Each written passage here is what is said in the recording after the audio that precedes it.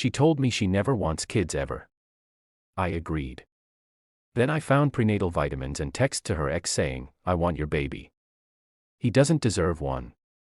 When I confronted her, she smirked. "He has better genes anyway." I didn't argue.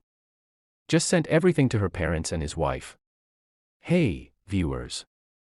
Real quick. Only 8% of you watching are subscribed, and the channel's kind of stuck right now. If you enjoy these stories, hitting that subscribe button would really help us keep going. Thanks. I'm Brian, 33M. And what happened 3 weeks ago still has me questioning everything I thought I knew about the woman I was living with. Been with Rachel, 28, for almost 2 years. Met her at a friend's wedding where she was going on about how marriage and kids were just society's way of trapping people, said she was career-focused and never wanted children ever. Perfect for me since I wasn't ready for kids either. We had this whole conversation about being child-free and how refreshing it was to find someone on the same page. She moved into my house about 6 months ago. Things were good. We both worked demanding jobs, traveled when we could, had our own space when we needed it. The no kids thing came up regularly, and she was always adamant about it. I'm not built for motherhood, Brian. Never have been. Never will be. Kids would ruin everything I've worked for. 3 weeks ago, I'm doing laundry and find a bottle of folic acid supplements in her jacket pocket. Not the regular kind. The prenatal formula specifically for women trying to conceive. The bottle was about a quarter empty. My first thought was maybe she had an iron deficiency or something. But when I looked closer, the bottle was from a fertility clinic, not a regular pharmacy. I put them back and didn't say anything. Figured there had to be some explanation. That night, Rachel gets a text while we're watching TV. Her phone lights up on the coffee table, and I see the name Trevor with a message preview that said, "Can't wait to see you tomorrow." Trevor. Her ex-boyfriend from college. The one she claimed was ancient history, but somehow still had his number saved with a little heart emoji. She grabbed the phone fast, but not fast enough. "Who's Trevor?" I asked. "Just someone from work. We're meeting about a project tomorrow." Lie. Trevor worked at a different company completely. Since when do coworkers text about missing each other? It's not like that. He's just being friendly. Doesn't mean anything. Friday morning, Rachel leaves for work early, says she has meetings all day, and might be late getting home. After she left, I noticed her laptop was still open on the kitchen counter. She'd been looking at her email and forgot to close it. I wasn't planning to snoop, but I saw an open browser tab with her messaging app still logged in. The Trevor conversation was right there. What I read made my stomach drop. Rachel, 2 weeks ago, got the supplements from the clinic today. Doctor says with my cycle, I should start next week. Trevor, perfect timing. Sarah's out of town for work most of this month. Good. We need to be smart about this. Once I'm pregnant, I'll tell Brian it was an accident. See how he reacts. What if he wants to keep it? Then I'll string him along until I can figure out a clean exit. If not, I'll just tell him the truth and move in with you. And if Sarah finds out, she won't. You said she never checks your phone.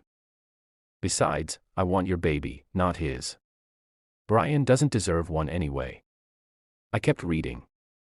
2 weeks of planning my replacement. 2 weeks of them setting up their future while I paid for everything. The worst message was from last week. Rachel, Brian asked me hypothetically, what I'd do if I got pregnant accidentally. Told him I'd probably keep it since we're stable. He ate it right up. Poor guy has no clue. He has better genes anyway. Smarter, better looking, more successful. Our kid will thank me for choosing the right father. There it was. I wasn't her boyfriend.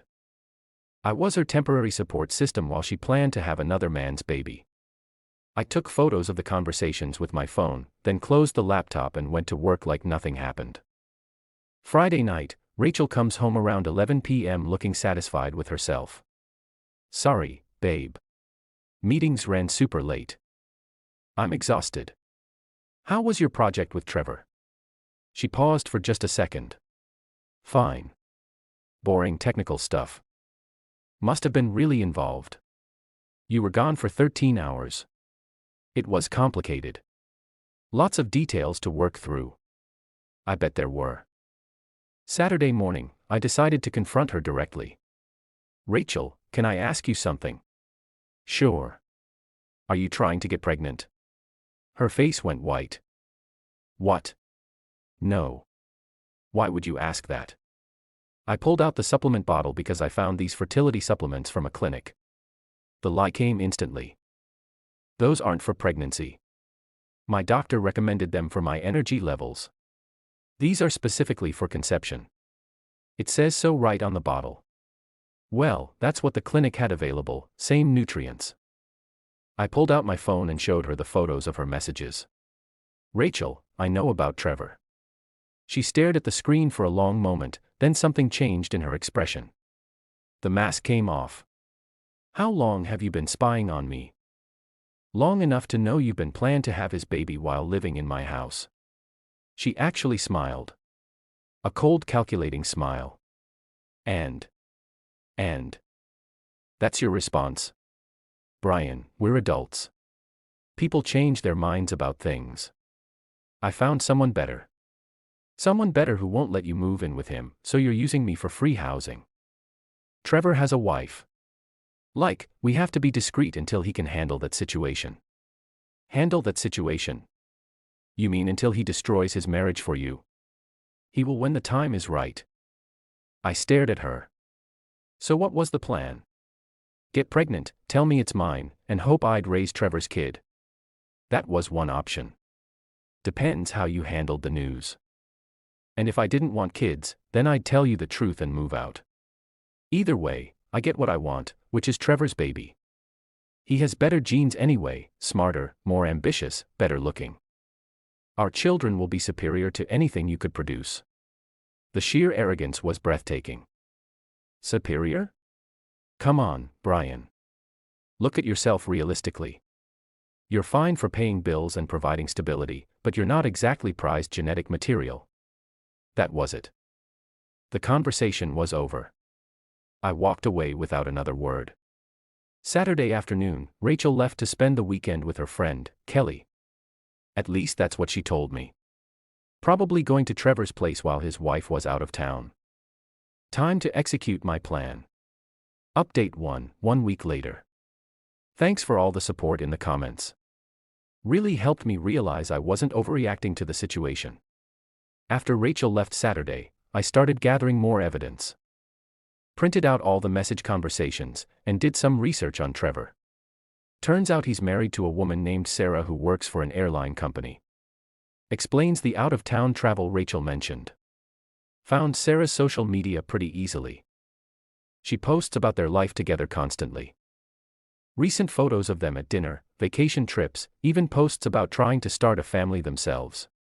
Perfect. So Trevor was trying to get two different women pregnant at the same time. Sunday, I drove to Rachel's parents' house. Conservative religious family that thinks their daughter walks on water. They live about 30 minutes away in this perfect suburban neighborhood.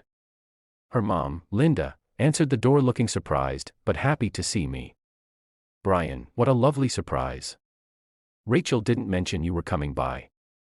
Actually, Linda, I need to talk to you and Robert about something important concerning Rachel. Of course, dear.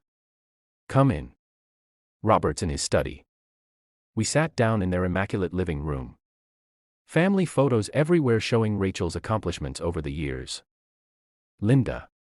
Robert. This is very difficult for me to share, but I need you to know what Rachel has been doing.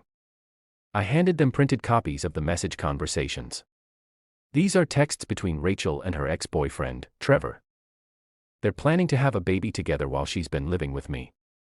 Robert read for about a minute before his face started changing. Linda made it through one page before she had to sit down. This can't be right, Linda said. Rachel told us she never wants children. She's always been adamant about that. She told me the same thing. Turns out she was lying to both of us. Robert was still reading. She's saying you're not good enough to father children, that this Trevor person has better genes. That's what hurt the most. And she's been lying about her whereabouts for weeks, maybe longer. Linda looked at the fertility clinic information. She told us she was seeing a nutritionist for her energy problems. She told me they were for energy too. Robert set down the papers. Brian, I owe you an apology. We raised Rachel to have values and integrity. This is not the person we thought she was. I don't blame you. I lived with her and had no idea this was happening. What are you planning to do? I've already asked her to move out, but I thought you should know what's really going on before she comes to you with some sob story. They both nodded grimly. Thank you for bringing this to our attention, Linda said. We'll need to have a serious conversation with Rachel. There's one more thing. Trevor is married. His wife has no idea any of this is happening. Robert's jaw tightened. Rachel is knowingly participating in adultery. According to these messages, yes. I left their house feeling like I'd done the right thing. They promised to confront Rachel about her choices. Next stop was finding Sarah. I looked up the airline she worked for and found their employee directory online. Made some calls and found out she was flying back into town Sunday night. Monday morning, I called the airline's main office and asked to speak with Sarah about a personal matter. The receptionist was hesitant, but I explained it concerned her husband, and she agreed to take my call. Sarah, my name is Brian. I don't know you, but I think your husband Trevor is having an affair with my girlfriend. Silence for about 10 seconds. Can you hold on? I need to step into a private office. 5 minutes later, she was back on the line. Brian, what makes you think Trevor is having an affair? I have text messages between him and my girlfriend, Rachel, talking about having a baby together. Having a baby? They've been planning it for weeks. She's been taking fertility supplements and timing everything around your travel schedule. Another long pause. Can you send me these messages? Absolutely. Do you have an email address? We spent 20 minutes on the phone while I sent her everything. Her responses got shorter and angrier as she read through the conversations. Brian, how long has this been going on? Based on what I found, at least 2 weeks of active planning. But they could have been talking longer. And your girlfriend lives with you. She did until this weekend. I asked her to move out after I discovered everything. Good for you. I wish I'd known sooner. I'm sorry you had to find out this way. I'm glad I found out at all. Thank you for calling me. Tuesday, Rachel tried coming back to my house. I changed the lock Sunday night and left her belongings in boxes by the front door. She called me screaming about being locked out. Brian, what is this? Why doesn't my tea work? Because you don't live here anymore. Your stuff is outside. You can't just kick me out. I have rights. Your name isn't on anything. You've been staying here as a guest. Guest privileges are revoked. This is illegal. I'm calling the police. Go ahead. Tell them you want to break into your ex-boyfriend's house. She hung up and called back 10 minutes later. My parents want to talk to you. I already talked to them. They know everything. That shut her up immediately. Update 2. 2 weeks later. The aftermath has been even more dramatic than I expected. Rachel's world has completely imploded in the past week. First, the family situation. Robert called me Tuesday night after they confronted Rachel. Brian, we had a long conversation with Rachel yesterday. She initially tried to deny everything, but the evidence was overwhelming. How did she explain it?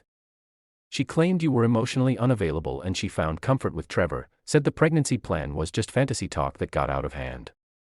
Fantasy talk. That's what she called it. We didn't buy it for a second.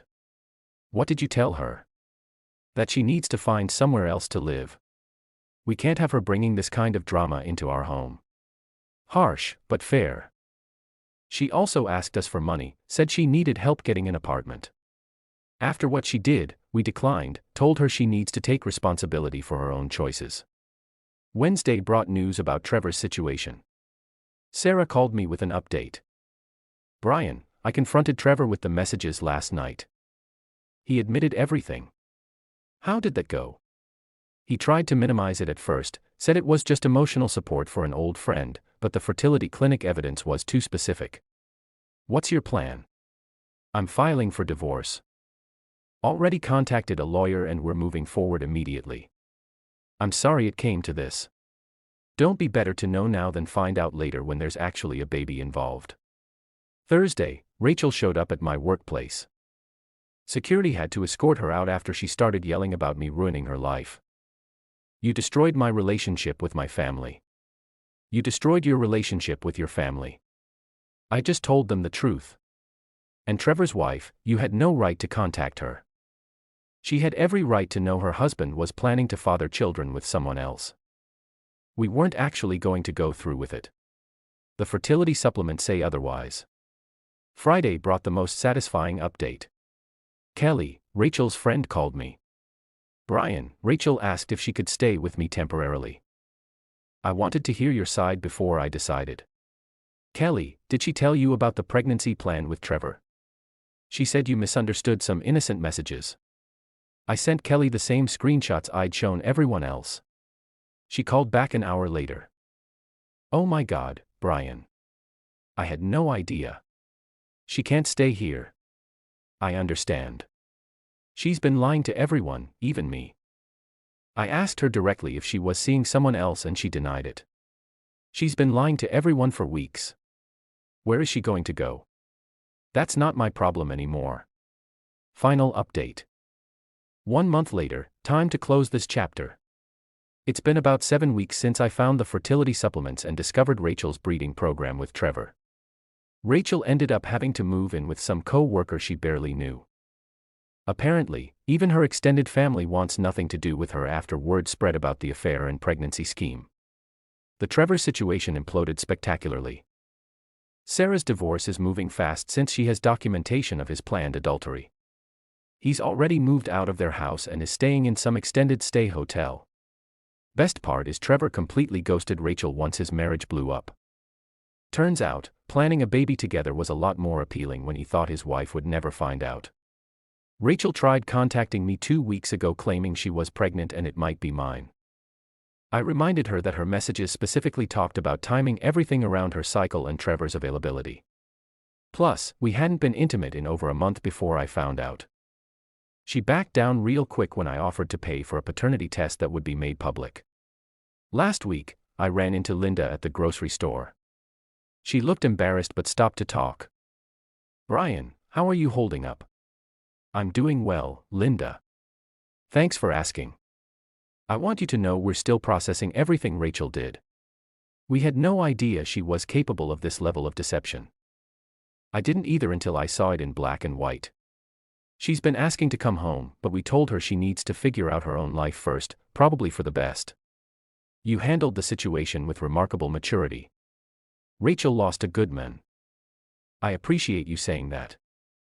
As for me, life is peaceful again. The house feels like mine.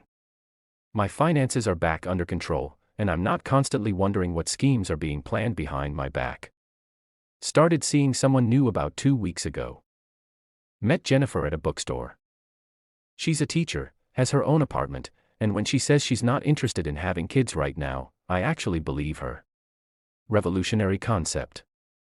The best revenge was just stepping back and letting Rachel face the natural consequences of her choices. She wanted Trevor's superior genes and a secret family plan. She got a deadbeat ex hiding in a hotel room and burned bridges with everyone who actually cared about her. Sometimes the perfect revenge is just telling the truth and letting people see who someone really is. Rachel chose genetic superiority over loyalty and honesty. Now she gets to enjoy those superior genes all by herself while figuring out how to rebuild her entire life from scratch. Superior choice indeed. Share your thoughts in the comments section. Thanks for your precious time. If you enjoyed this story, then please make sure you subscribe to this channel.